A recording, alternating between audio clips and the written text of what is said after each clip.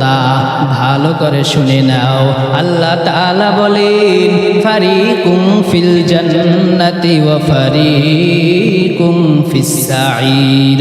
আল্লাহ তাআলা বলেন এ বান্দা, তোকে আমি দুনিয়াতে দুইটা পথ দেখাইয়া দিলাম, একটা পথ জান্নাতের আর একটা পথ জাহান্নামের। এ বান্দা, তোকে দুনিয়ার ভিতরে স্বাধীনতা দেওয়া হইল। এ বান্দা, তুই ইচ্ছা করলে ভালো কাজ করিয়া করিয়া তুই জান্নাতের দিকে রওনা হইতে পারো। এ বান্দা, তুই ইচ্ছা করলে খারাপ কাজ করিয়া করিয়া অন্যায় পথে চলিয়া চলিয়া তুই জাহান্নামের পথে রওনা হইতে পারো।